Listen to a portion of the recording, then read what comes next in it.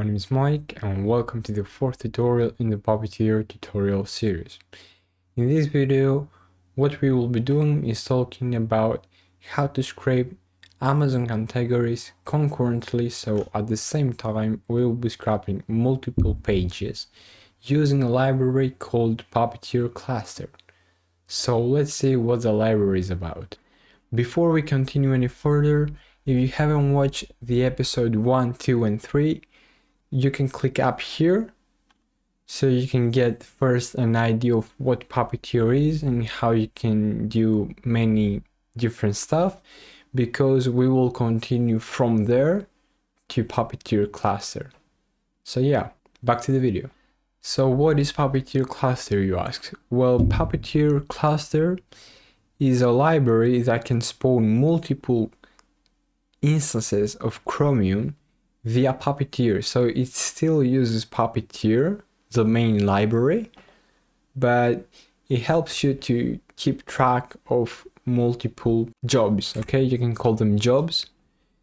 So this is helpful, as it says right here, to crawl multiple pages or run tests, but in parallel, all concurrently or at the same time. So Puppeteer-cluster takes care of reusing Chromium and restarting the browser in case of errors. So let's see a simple example right here. So to install it, just do npm install save Puppeteer-cluster, which I'll show you in a moment. So as you will see, we get a cluster from Puppeteer-cluster, and as you will see here, there's a few things we can specify. We can say how the concurrency will work. So there's three options. So if you select concurrency page, it opens a new page for each task you put it. So for each page, it opens a new page. So now for concurrency browser, what it does is, instead of a new page or task, what it does is it opens a new browser, a new window. Actually, yeah, a new window. So for each task, it opens a new window.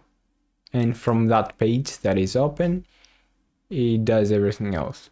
So it's like I'm running multiple times Puppeteer, just normal Puppeteer. And now for concurrency context. Okay, so what the difference is from the concurrency page is, instead of a normal page, it opens a page in incognito. But yeah. So what we will be using is concurrency page. That's the best way because that's the fastest way to do it.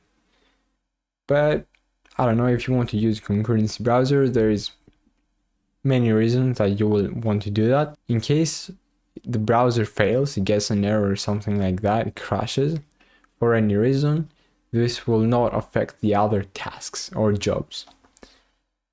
But I use page because if there is an error, I guess I will somehow handle it. So let me show you what we'll be doing first. So I guess we can choose 4 categories. Yeah, that's fine. Okay, so we can do 2, but you can do as many as you want. So we will give it an array of links. So this is the first link, this is the second link, and it will scrap them concurrently or at the same time. Now let's go back to the example. The other option you can pass, you have to pass that, is max concurrency. So you can set how many pages you want it to scrape at the same time. So you can give it to scrape 100 pages, but you can say, okay, there is a limit of 2 pages, so you have to scrape those 2 pages first to go to the next 2 pages. Of course, there is no limit to this one, it just limits to whatever your computer can handle. Now let's go down here first. So as you can see, this is how you put it to scrape the links. So you put them in queue. After they are no longer in queue, we go here and we have the page, so page dot something, we get it from here, and we also get the URL. So for every task, this one runs for every task, and it does something right here. So we will copy this one, go to the code, which you can download from GitHub, and build another file called cluster.js.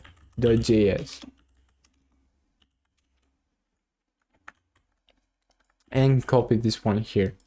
Of course, we will make a change. Like I said, we will use concurrency page. This is the best way to do that because it's the most efficient way. It doesn't require as many resources as the one with the browser. Max concurrency, since we will only test 2 of them, I'll put 2. But even if I put 100, there is no difference there, so I can just leave it like that. I can specify the pages here, so const URLs equal to an array, and I'll put the strings in a bit. So now somehow we need to transfer everything that happens here to this file right here. So let's think about it. First of all, I'll delete everything right here. Actually, let's see something. So first of all, let's see how this works. Let's make sure it works. So I'll press another option here, and it's called Puppeteer. I'll open an object, and I'll pass some options. So here you pass the options that you would also pass right here on the puppeteer.launch. So I can just copy them and put them here. And I just passed the options that I'll pass here to Puppeteer cluster using the Puppeteer option. So now that I have passed them, that's not necessary. Okay. I guess let's just go to that URL and not close the browser. I don't want to close the browser. Format it. Okay, and run. So node cluster. Okay, before we do that, we have to download the package. So I'll go up here, copy this one. Okay, that was fast. Now, if it's your first time that you are downloading this code, also run npmi. But just if you run npmi, I'll have update the package.json, so it will download Puppeteer cluster as well. So let's remove that, and let's see what it does. So let's do node cluster. Okay, enable to launch browser. Okay, let's see. So the Puppeteer option, I probably did something wrong in the Puppeteer option, maybe. Okay, so yeah, as you see here, it's called Puppeteer options, not just Puppeteer. So let's change that and run it again, and there you go. So as you see, for a split of a second, it opened both of the pages here. So let me run it again so you can see it. It's fast, so just right here. Okay, did you see that? It opened Google and Wikipedia at the same time. Now I didn't tell it to do anything, so it didn't stop for a bit to do something. But now let's replace few things so it works with our previous code. So first of all, I'll do const URLs and add the URLs we want to scrape at the same time. So we will do this one. And also this one, the Oculus. There you go. Amazon Basics and Oculus. Let's do that. Okay. Now next step is to run the URLs. But how can we do that dynamically? I don't want to just copy paste it like multiple times the URL, because that can be dynamic. The URLs can be dynamic. So what we can do is use a for loop.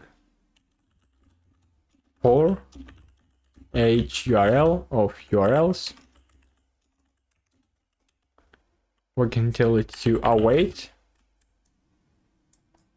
because we might need to do that asynchronously. So we can tell it to first run this one and then the other URL and then the other URL, not like randomly or something, asynchronously. So we can do that and then just put the URL inside of here. Okay, step number 1 is done.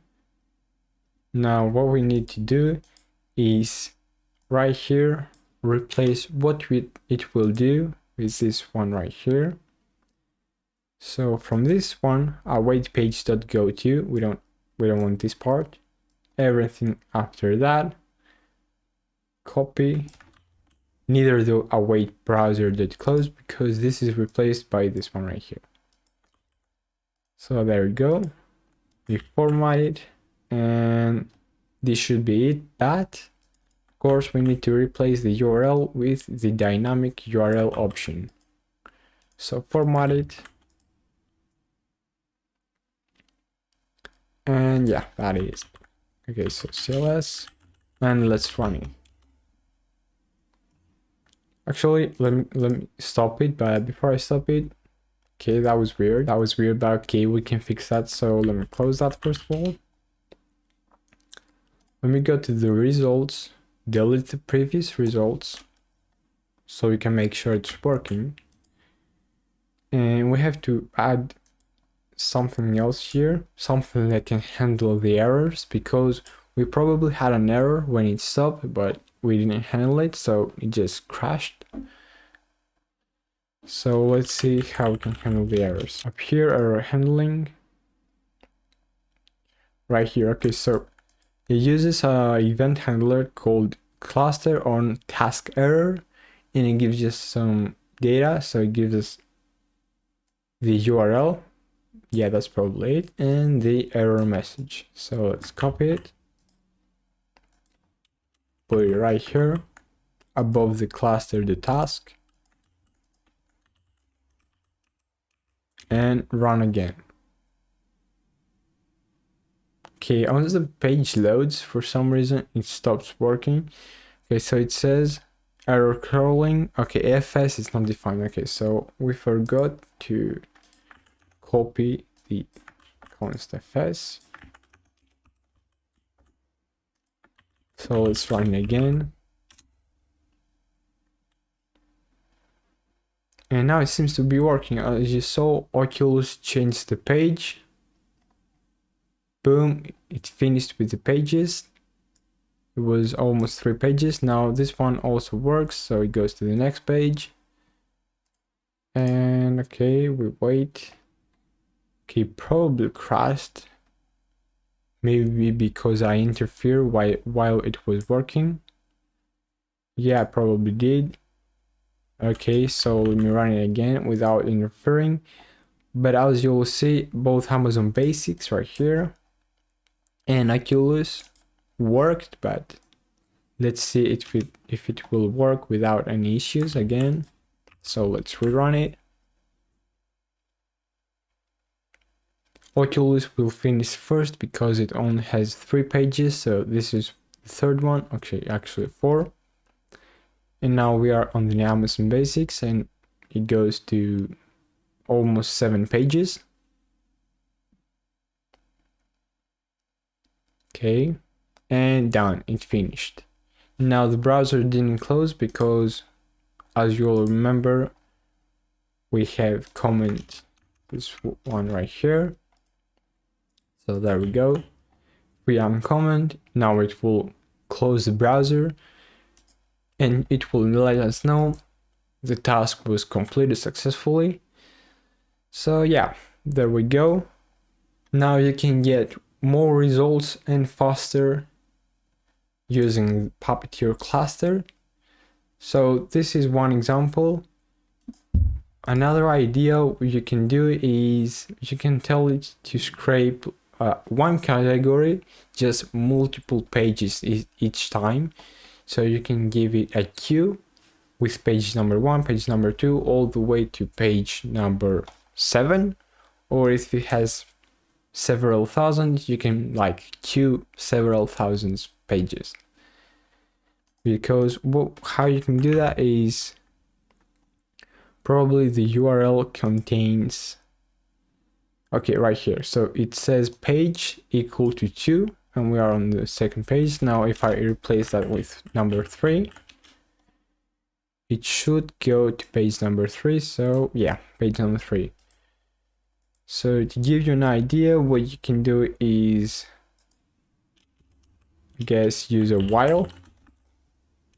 So while I equal to 0, and while I is lower or equal to the page, the max page of each category, let's say is 400, but you can fetch that. So you can go right here, inspect, and you can get the last number and say, okay, this is the max pages we can get to. So then put it here, then do await cluster, I guess put the URLs here, and you can put dynamically the page number by using the I method right here, the I variable, sorry. So that's to give you an idea how you can do it with multiple pages. One thing which seems quite useful that I forgot to say, I just remember it, is you can pass an option called monitor, and you can set it to true. By default it's set to false. And now if I run it again, Nodejs cluster, if we go right here, you'll see it gives us like a panel or something like that. It gives us some data about the script. So when it started, for how much time it's running, what is the progress, so how many pages are finished. We can see it was 1, now it's 2, how much time it remained, and how many pages it got per second. The system load, so how much CPU we have left. So we are doing 20%, 45% memory, and how many workers we have concurrently, and also the pages that are running. So that's it for this video. I hope you enjoyed.